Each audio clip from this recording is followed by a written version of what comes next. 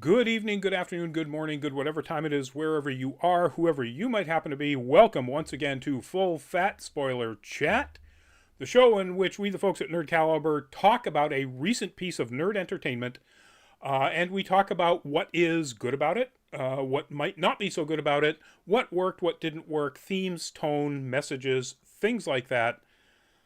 And tonight we're going to be talking about the series What If, the Marvel series on Disney Plus. So, to get into all of those things, we have to talk about spoilers. If you have not In seen the What name. If, sorry, I said it's in the name. it's in the name. If you have not seen What If and you don't like spoilers, you probably should not be in any of our particular live streams right now or watching it after the fact until you have. If you have seen it and or you don't mind spoilers, feel free to hang around. We've already got people in the chat. We'll be saying hi in just a second. But first, let's do the introductions. I'm Rodney Brown. I'm the editor-in-chief of Nerd Caliber, first-person shooter on Facebook as a cosplay photographer, Burley_adopter on Twitter as a tech journalist, and the same name in a couple of other places. Joining us tonight, let's see, we're going to start with the guy who's been away the longest, Manny, and my partner, Manny. If Back, you would, welcome introduce yourself. back, welcome back. Hello, everyone. My name is Manny. I'm the founder of Nerd Caliber and co-owner with my partner in crime, Rodney. I am Manny of Earth Prime. Unfortunately, Manny from Earth 2 could not make it because he's running a very probably a different website. Who knows? Earth 2 is a DC thing. Oh, Um, Oopsie. And also, once again, rocking the fabulous hat, Byron, if you would. Hi, you guys. Byron McNeil, aka Byron D0 of I guess you can I guess I'm on an Earth 616. I don't even know. One of the variants. My other variants are probably dead because they played Squid Game. Oh, there They you go. lost. uh, yeah, contributing writer for Nerd Caliber, social media consultant, and video content creator. And if I'm excited to talk about the show and be with these fabulous gentlemen. And if you like awesome fan art, you should check out my Instagram, which is BD0Art.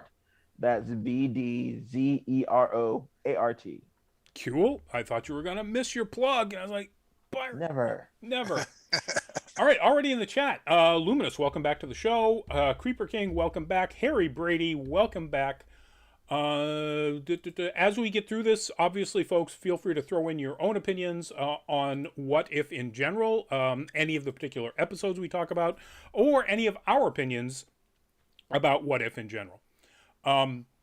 So we're doing this a little bit differently than we normally do. We're actually going to be doing this very much like our last No Nerd Caliber. Um, and was it No Nerd Caliber? No, it No, was it's Anime spoiler. Octane. No spoiler. Oh, It was spoiler. No, spoiler chat. last, yes, spoiler chat. My bad. Last Thursday, it's been a week, folks, um, where we talked about Star Wars Visions, and that is also an anthology series. And so, what we're going to be doing is, like we did then, we're going to be talking about our favorite episode.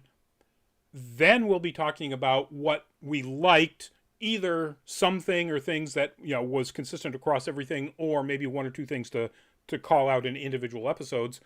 Then we'll talk about what we didn't like, and then we'll talk about our least favorite episode. Then what we didn't like, and so on. Um, so, what is What If? What If is a series, an anthology series, 9 episodes long, that was on Disney Plus. It is based on the What If comics that started in 1977, and had a whole series of volumes throughout pretty much since then.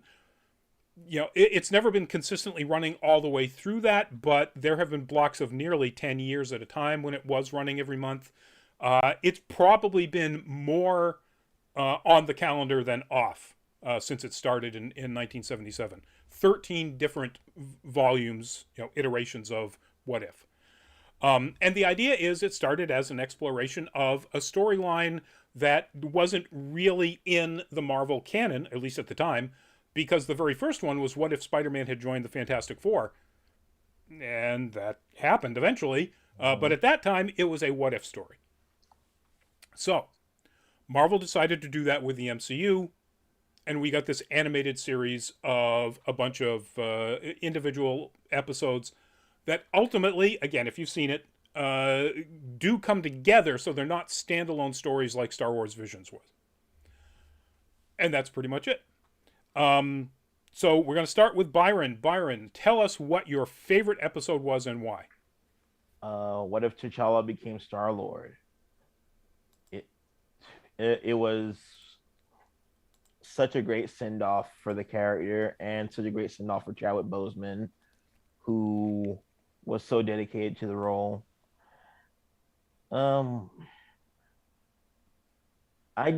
don't know. I don't know what I can say that hasn't already been said. It was such a well done story, and the amount of love that was put into it, even past the broadcast, makes it a very special episode for me and many others. Yep. Yeah, I agree that it was an absolutely amazing episode. You know, for no other reason than the emotional impact of hearing Chadwick Boseman again. One last time. Yeah. Well, not. I mean, he was in the final episode. So. Yeah. But yes, making him the main character one last time for sure. Manny, what is your favorite episode? It's the it's the same one. What if T'Challa became a Star-Lord? Same reason too. I mean, most of the episodes were pretty good. I think my second favorite is the Doctor Strange or Strange Supreme, where he just goes to the dark side in a sense. Yep. And that was enjoyable, but I think now that I've watched the show and just some time has passed since I finished watching the 9 episodes, that episode with T'Challa, I mean, first of all, the episode it's fun. There's a lot of great jokes, and the idea of T'Challa convincing Thanos to switch sides. It's pretty funny and well done. I have to say, that was the most shocking moment of the entire 9 episodes. It's like, really?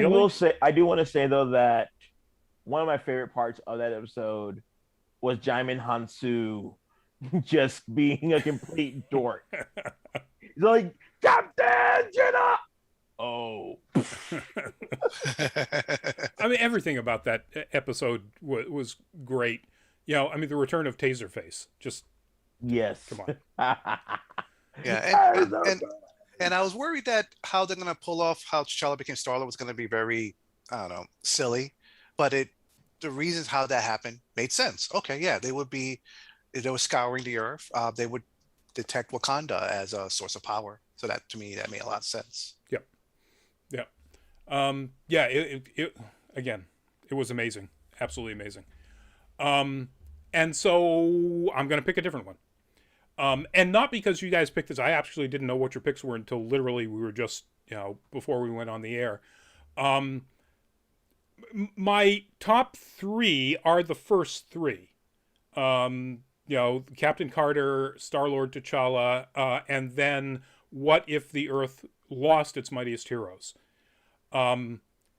And my pick is that one. What if the Earth lost its mightiest heroes? And I realized that I didn't actually get an image of the guy I want, so I'm pretty sure that's from that one as well. With this image that's up there is Natasha with Brock Rumlow and the other Shield/Hydra agents.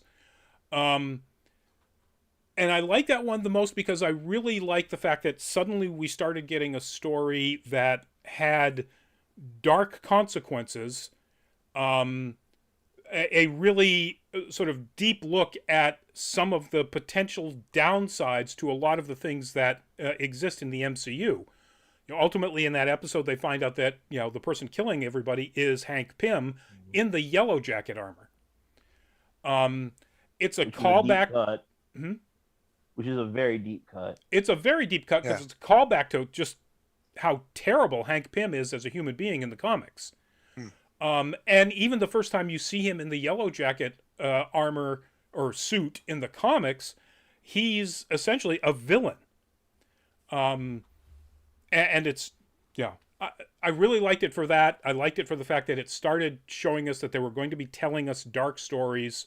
I like the characterization. I like the fact, that Michael Douglas came back.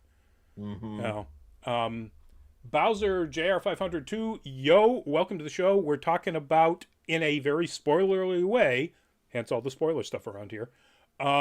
What if? So if you haven't seen all the episodes, we're probably going to spoil it for you. If you have, hang around, let us know what you think. So yeah, that's pretty much the reason why I like that. Now, obviously, the T'Challa Star-Lord was a super, super close second. But the fact that it was an episode with essentially zero consequences. It was wonderfully fun, but it was sort of... It was really the, gee, what if? Yeah, wasn't that cool? And that was kind of it. Even with the big sort of tease at the end with, Kurt Russell's ego showing up, which literally went nowhere. If we're gonna talk about like second place episodes, I want to offer the Killmonger episode. So that was very high on my list as well. The only reason why I didn't, the big reason why is because clearly it was cut short. You get to the end, it's like, okay, Yeah. isn't there like another 5 or 10 minutes of this coming? I do want to make both of you make a good point about. So at the beginning of this series, I was kind of bothered by like how these weird endings were happening, like with Ego, with T'Challa became Star-Lord, with Ego meeting and his actual son, Yeah. and it just ends like that. I'm like, okay, and like some of these episodes also like would just cut short all the time. Right. It wasn't until I realized near the end where they all come together, and I was like, oh, okay, that explains the weird endings. Well, it does and it doesn't. As it turns out, they were all intended to be longer. And COVID, they decided to cut stuff out, and a lot of it endings, because they knew where ultimately they were going to bring everybody together, and they realized that people would sort of accept that. Yeah, I was a little sad that they cut the Gamora episode. I really want that. That sounded like a great idea. Yeah, well, from what I understand, it's going to happen in season 2. Now, how they rework it, or even if they need to rework it, they probably don't actually. But yeah, it was almost done, but not enough, and so it's going to be in season 2, from what I've read. Creeper King, personally, What If Earth Lost Its Mightiest Heroes was my least favorite. I understand that. I can see why some people wouldn't like that. Luminous, I'm glad so many of the movie actors did the voices. Us too, and I'll get into that, and I assume we'll all get into that in a little bit. Well, actually, you know what? We've done our what do we like? Let's get into that. Or let's get into what I think is going to be that as part of it for some people. Byron, give me some things that you liked about the overall series, or other things you want to highlight about a few individual episodes. Let's not go too crazy. I did enjoy the fact that so many of the original actors came back. I didn't love some of their performances because, like, I am a staunch believer that voice actors should be doing animation roles, not on-screen actors, unless they have some sort of experience. Like Kevin Conroy, or Yes. Well, yes. So we That, talked or about Scott this. Mineville. We talked about this a little bit in Star Wars Visions, where Joseph Gordon-Levitt in particular and Neil Patrick Harris were, they were trying to go really way too heavy into anime. So who did you think, sort of missed the boat as being a voice actor? Sebastian Stan. Yeah, all right. Yeah, I love the dude. He's great as Bucky. And there were a few instances in like in the zombie episode, he was great in that, but for the most part, he was just milk toast. Yep. Creeper King asked a question. Can we talk about the fact that Thor shouldn't have been worthy in What If Thor Was an Only Child? I actually saw somebody a video where they talked about some of these things that were looked like plot holes. Um, that inscription happens when in the MCU when Odin basically kicks or takes the power of Thor away from Thor and then inscribes on the hammer whoever is worthy. So at that point, prior to that point, it was Thor's hammer. It didn't have the worthiness aspect, imbued into it by Odin. Mm. And so in that version, since Thor was never the kind of, going against Odin's will in the way that he did in the first Thor movie, that inscription never happened on the hammer. And if you look at the hammer, you never see any writing on it. So that is, from what I understand, makes sense as to why that wasn't a problem in that particular episode. Yes, if that inscription had been there, he certainly wouldn't have been worthy. Yeah. Oh, definitely not. Yeah. Anything else that you want to highlight other than voice actors? Uh, I mean, I would have liked. And I know I'm going to be skipping a little bit ahead of the point here, but I would have liked if it stayed an anthology series instead of doing this build up to a final narrative, because that kind of flies in the face of like the progenitor What If series in the comics. There was rarely an interconnecting narrative. Yeah, there was one volume run, and I think it was only 6 issues, where they did that, and in fact created apparently a new Earth version, Earth 717, which has a storyline of a Captain America who was fighting the White Skull in the Civil War. I haven't read that. Wow. Now I'm going to read that. Yes, now I have to read that as well. But yeah, you're right. For the most part, in the comics, they are one-shot, standalone. That's it. I kind of agree with you there. Well, there was a series called The Exiles in Marvel, which Well, yes. Yes. took the what if idea and made it as what if a group kept going from Earth to Earth, kind of like the Sliders Yep. storyline where they're trying to fulfill a mission. And one of those teams had Captain Carter on it. Creeper King, this is a good point, but why couldn't Captain Marvel pick up the hammer? That they explained that as well. That simply has to do with the weight, the fact that it's made from a neutron star. She's extremely powerful in a lot of ways, but maybe not as strong as Thor, like physically weight carrying strong. Yeah, her powers are energy based. It's the MCU. Who knows?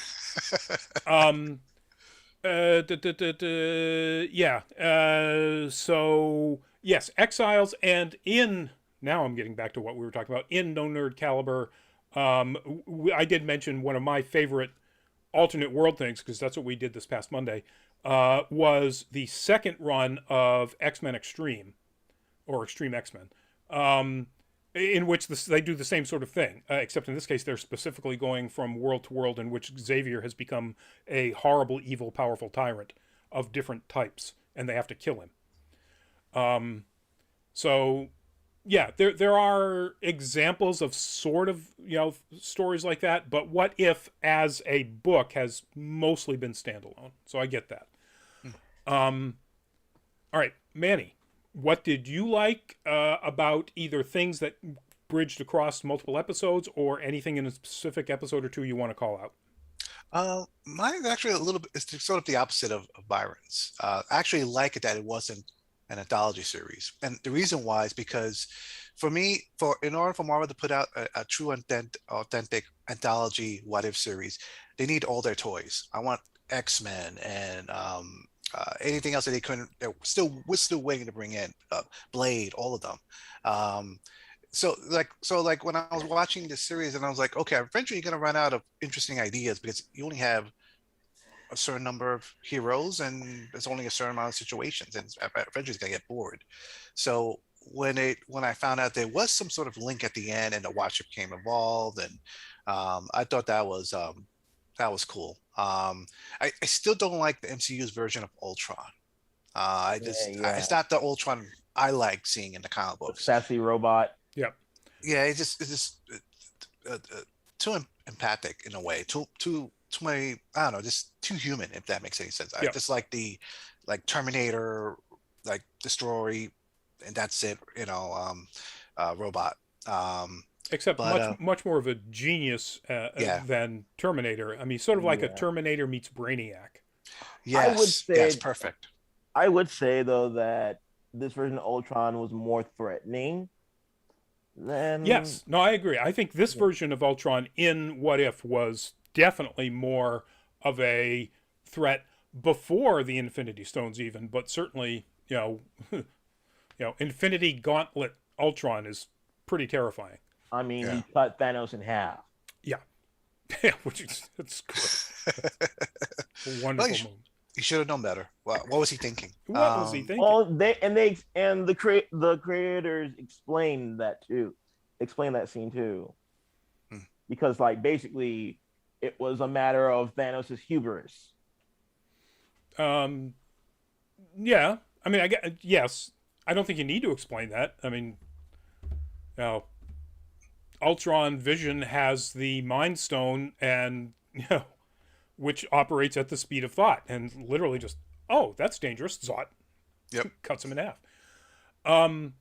Anything else, Manny? Any other stuff you want to call out? What I like that's trying to think of anything. My least favorite episode was definitely the Well, one we're with not there yet. all right. So then that's it then. Okay.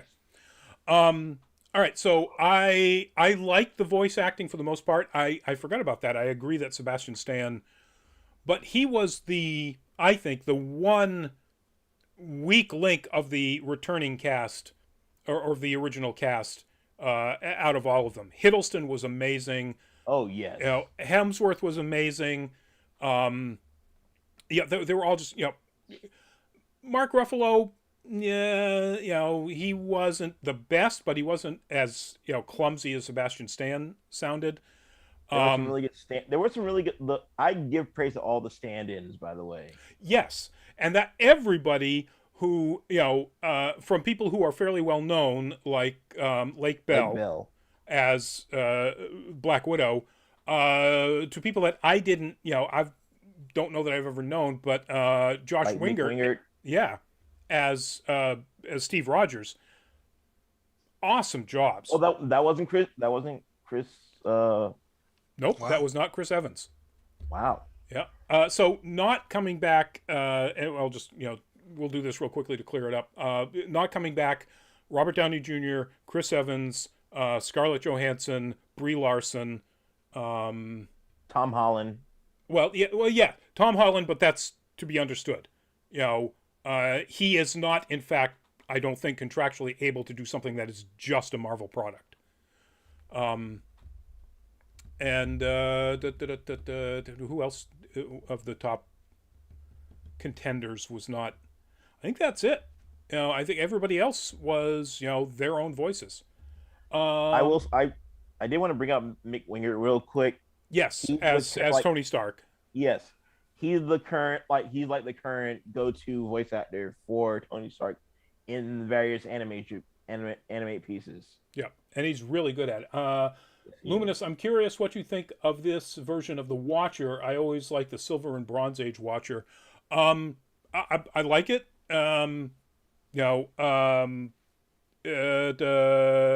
Jeffrey Wright is amazing as an Yes. actor, and I think he was fine as the Watcher here. I have no problem with the sort of changes. Right out of the gate, the Watcher interferes, like almost the first time you see him. In the Fantastic Four wedding, the Watcher interferes. So having him interfere by the time this 9-episode series reaches its conclusion, yeah, that's no big change. All right, so the other things I really like, I love the animation. It took me a while to figure out exactly what they were doing here. This is 3D animation that is then cell shaded with lighting effects to make it look like 2D. And I had to read up on this a little bit. Apparently, the animation director came up with this idea, and basically assembled a bunch of studios. I think there's 6 studios that did all of the work. Each one of them was given, like, one studio did 4, one studio did 4, one did 2, and so on. So each episode is a particular studio's work, and the fact that they all look the same is just amazing. You know, and I really like it. I am dying to see more of this sort of style of animation. Whether it's in the next season of What If or anywhere. I would love to see. I would love to see like Marvel movies, like straight to DVD animated movies in that style. Yep. Yeah, absolutely. I agree. I think that would be wonderful. So other things. So like the voice actors, I really like the animation. I like most of the writing, and particularly the character writing. I think they captured those pretty well. Some of them, not so much, but I think that was like, again, in the Marvel Zombies episode. I'll bring up a picture here of Zombie Tony. In the Marvel Zombies episode, with which is what Sebastian Stan is most in. As well as the first one, the Captain Carter. It's kind of it's like they wrote characters with the idea that they would have been changed for what happened in this zombie world, and that makes sense. But you didn't see their arc, so depressed Peter is kind of a tough thing to take. Not for me so much, because I grew up reading the comics. And yeah, I mean, he has his down moments, but that was pretty down. Yeah. And compared to the MCU version, let's put it that way. Oh yeah, absolutely. Creeper King, the art was so beautiful. Yeah, it was gorgeous to look at. No question about that. All right, least favorite episode, Byron. The Party Prince. What if Thor was in an episode that didn't have any impact? I mean, what if Thor was an only child? What if Thor was a frat bro? Yes. I would say the other word, but I don't want us to get demonetized. Yes, please don't. Please don't. No, I feel the same way. If it wasn't for the ending, remember how I mentioned before, like I was worried that these anthologies, because they were using so few of Marvel's toys, Marvel Comics' toys, that we're gonna run out of. That's when I saw this episode, I was like, okay, is this gonna start right now? They've But run out of ideas. The barrel. Yeah, but and there was some funny moments. It's not a terrible episode. It's just the worst of the good. Yes. I mean, it was okay. I mean, it didn't add much story-wise. It had some funny moments, but the best part was the end, when you find out who the big bad was for the season. Yeah. Since this was all our same choice, so I'll bring the image back up. I'll just do the same thing. I'll jump on what both of you were saying. It was pretty stupid. It was occasionally funny. It had almost no consequences until the very end. There were some really fun. The idea of Darcy and Howard the Duck getting married was just. I really laughed at that. I'll give him that. That got me. But the rest of it was just like, all right, let's have a universe in which literally every character, primarily every male character, is a frat bro. And it's like, really? I mean, okay, come on. That's just it was just dumb.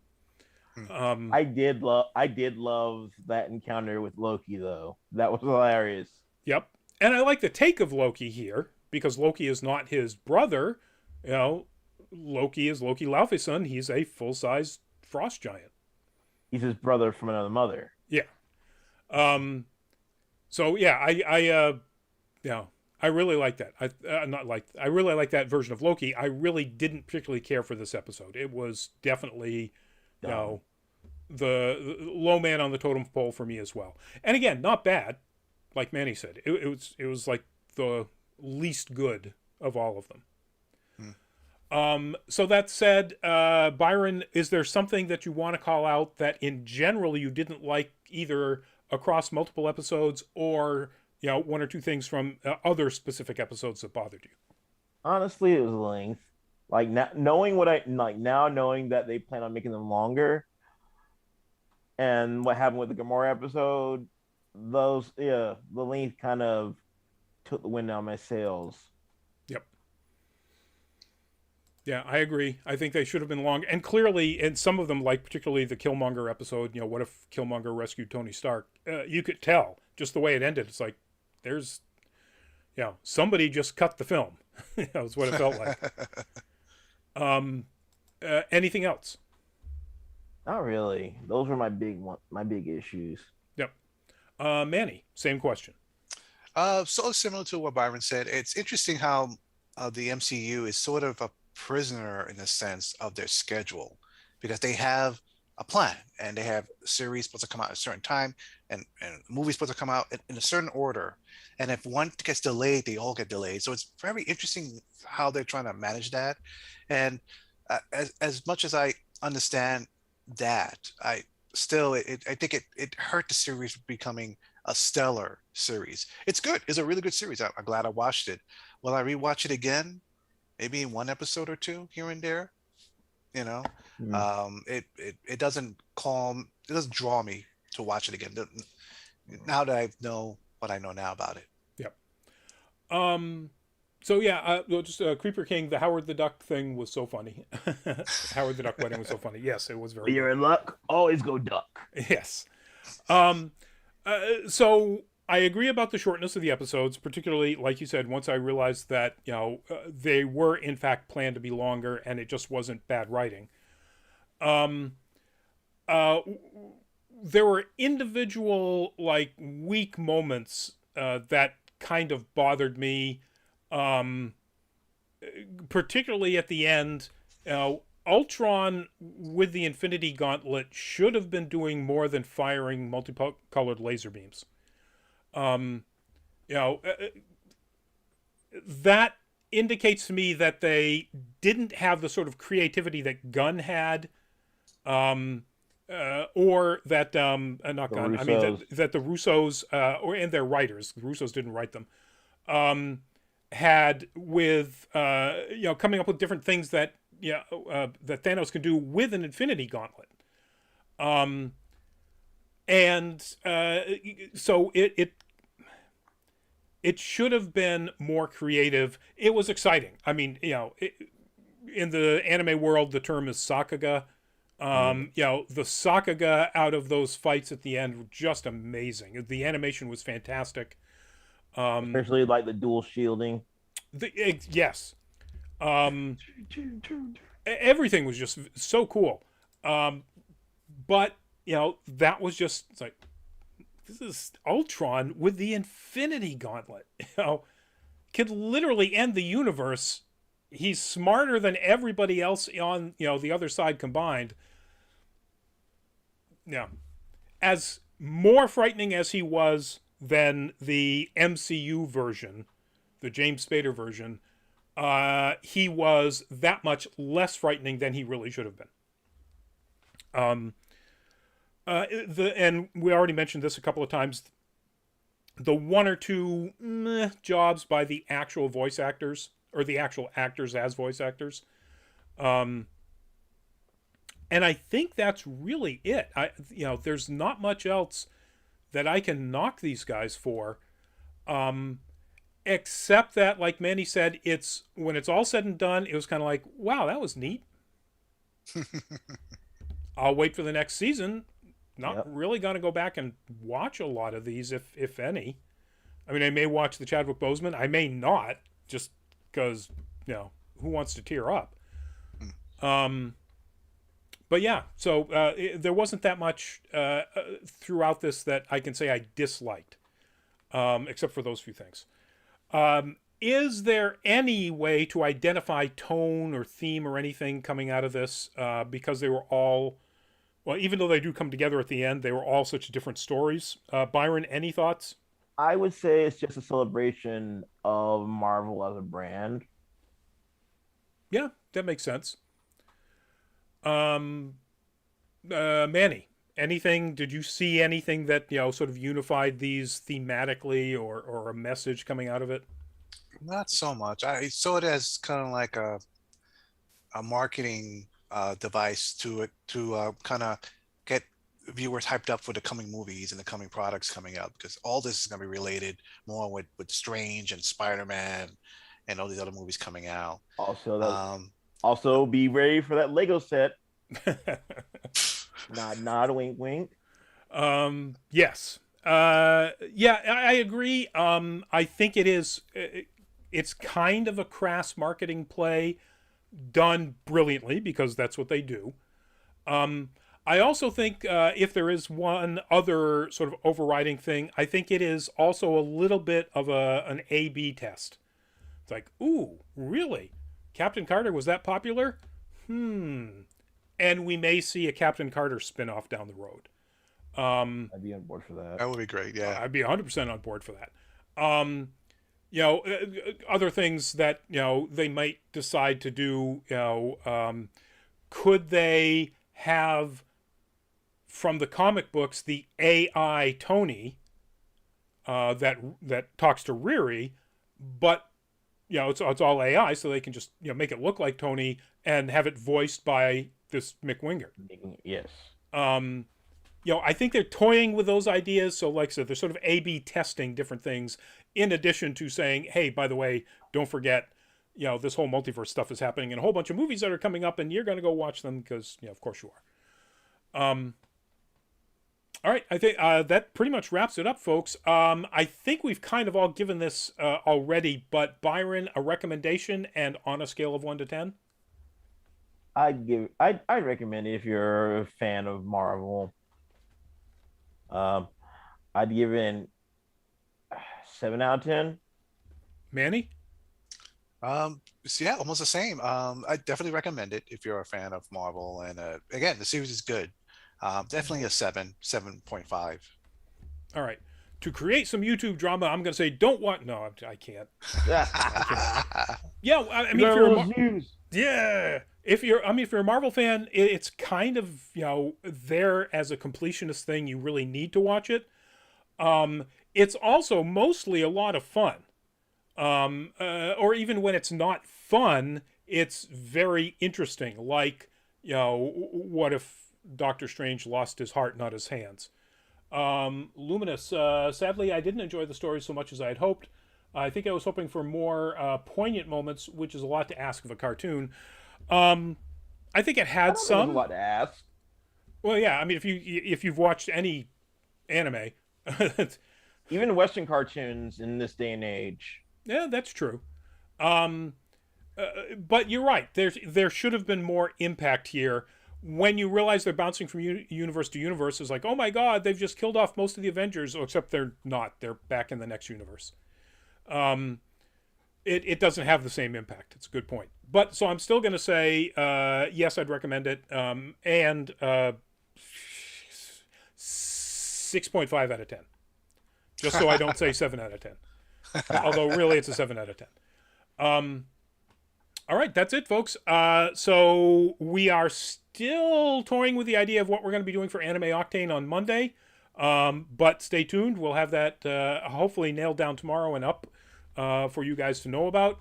Nerd Week Live, of course, is Tuesday.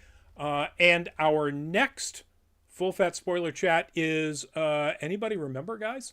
Because I forgot. Oh, here we are. Let me look it up.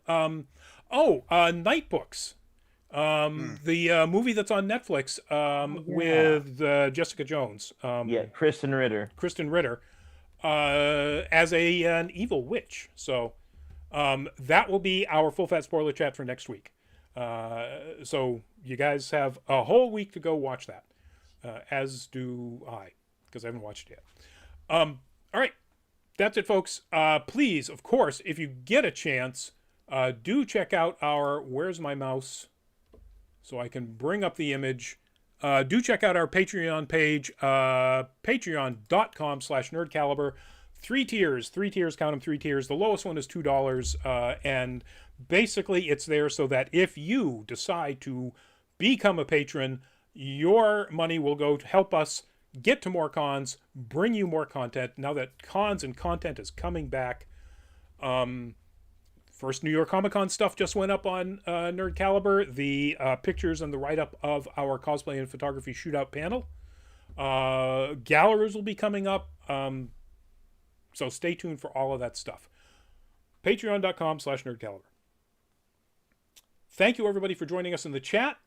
Excellent questions, excellent feedback, folks. Byron, give us a goodbye. All right, guys. Byron D0 yet again.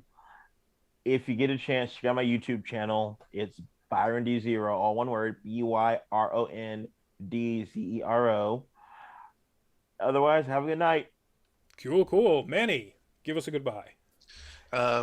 Goodbye. But for anyone who wants to check out the What If comic books, my two favorite ones, my two favorite issues were What If X-Men Lost the Inferno, Ooh. and What If Conan the Barbarian Met the Mighty Thor. I want to add one more to that then. One of my favorites is What If Spider-Man Became the Punisher? Ooh, I like it. All right, folks, on that note, go check those out, and we will see you at an upcoming show. Everybody, please stay safe and enjoy your fall weekend. Bye-bye. But I did.